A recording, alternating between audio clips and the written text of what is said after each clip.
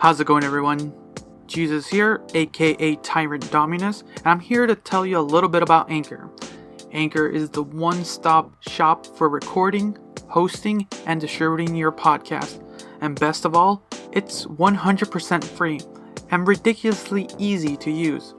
And now Anchor can match you with great sponsors who want to advertise on your podcast. That means you can get paid to podcast right away. In fact, that's what I'm doing right now by reading this ad. Honestly, Anchor is a very enjoyable platform to be on, listen on, and just a joy to be a part of this community. Anchor, come check us out.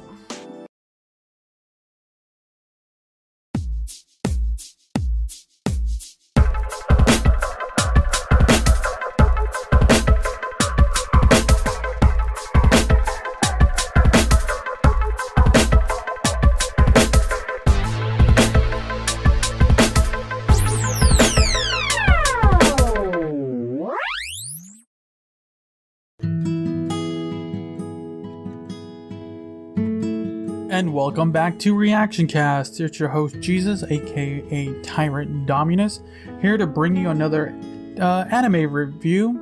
This time around, we're going to be talking about Season 2 of Miss Kobayashi's Dragon Maid S. This series is one of my overall time favorite series of all time. To kind of bring it up a little bit from a little backstory about this series. So this series marks the return of the animation company Kyoto. What is it? Where are you? Kyoto Animations. I don't know why that kind of bombed on me in the moment. Yes, this is it's great to see this show again. And the return of the animation production company of Kyoto Animation is great. For anyone who doesn't know what happened prior to what happened was the original Kyoto Animation Studios building was basically set ablaze. A lot of people perished, sadly. Rest in peace to them. And basically the company, fire.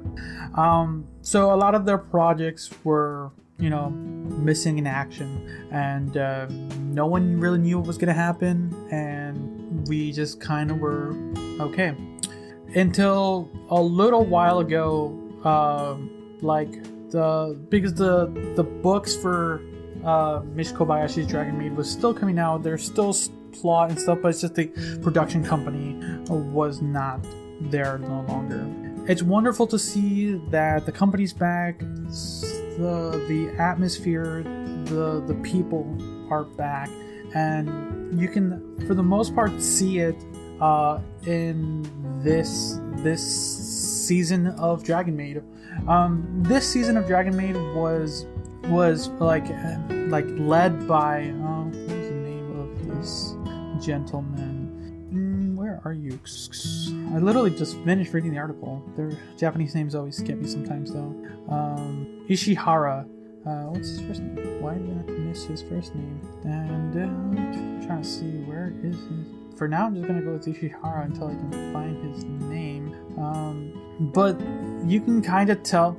For the anime.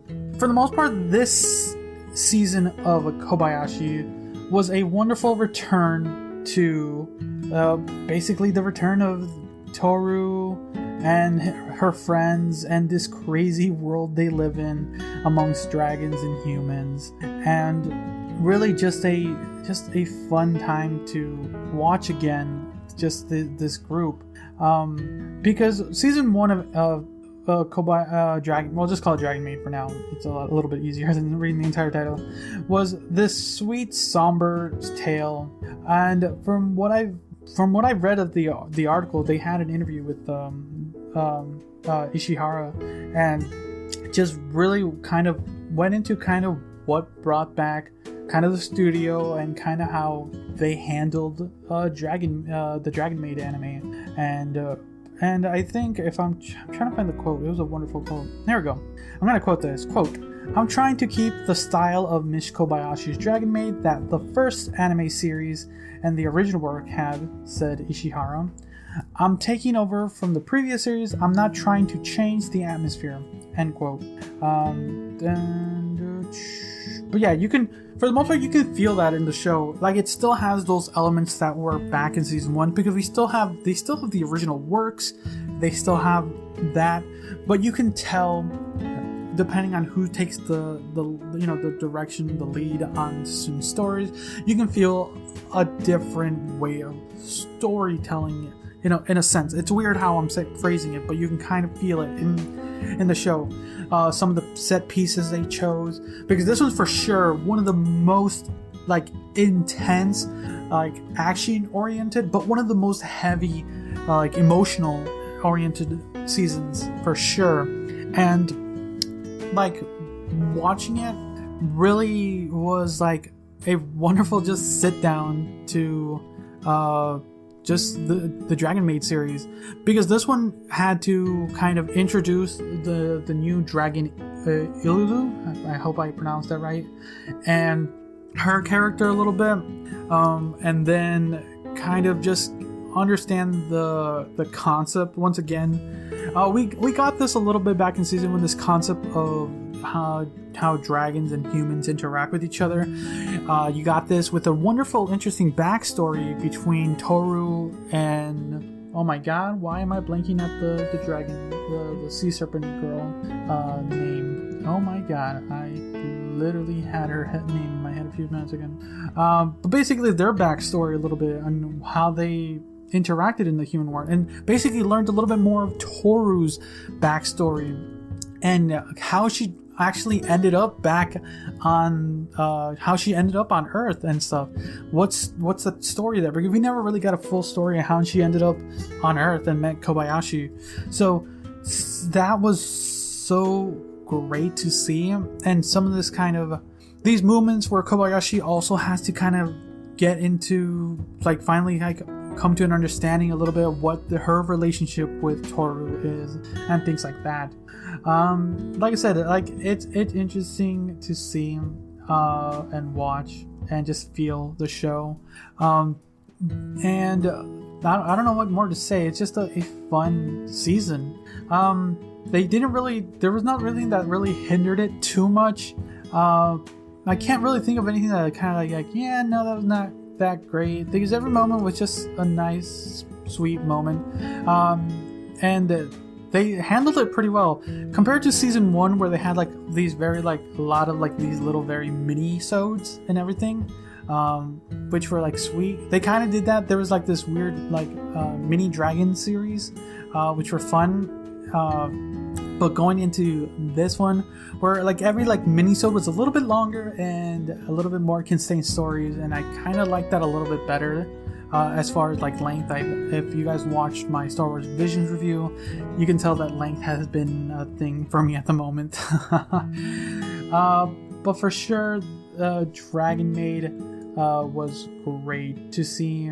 It's just interesting to see how just kind of the story between Toru and Elma, and getting to see Kana kind of do a little tantrum and doing her own episode. It's pretty fun. But it's for sure, it was great to really see once again the dragon and human interact with each other, and see how Toru and Kobayashi handle each other. And I think one of the things I feel was not lacking, but I wanted more, was a little bit more of that, of Toru and Kobayashi. You could see it a lot in season 1. Just a little bit more would have been nice in season 2. There's not much more I can say. It was fun. I'm glad to see Kyoto Animation Studios back.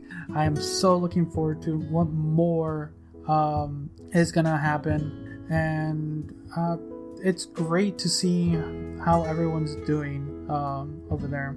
But yeah, I'm looking forward to what more Kyoto Animations will come up with, because they did a fantastic job continuing on with the story of Toru, and I'm glad they're back and doing their thing. And to kind of give a final note on my rating for For this one, I'm gonna give season 2 of Miss Kobayashi's Dragon Maid S. It was some fun backstory, some very interesting action sequences, some fun short stories, some fun feeling moments. This one's a little bit... It's sitting between an 8 and a 9. It's sitting between an 8 and a 9. And thinking of how I felt just watching the finale episode and how those moments lasted, I'm gonna give this a 9. I'm gonna give this one a 9. I really felt it was fun, enjoyable, and it was like really amazing to just see it all back again and still hold some semblance of what it was in season 1, and just continuing on with a little bit of a change, but a good change. So yeah, 9 out of 10. So let me know what you guys thought. Are you guys happy that this animation studio is back? Are you happy that Dragon Maid got another season? Do you want them to make a season 3? Because there's still a lot more story to be had. That book is still not over. So yeah, let me know what you guys thought of it. So until next time, see ya.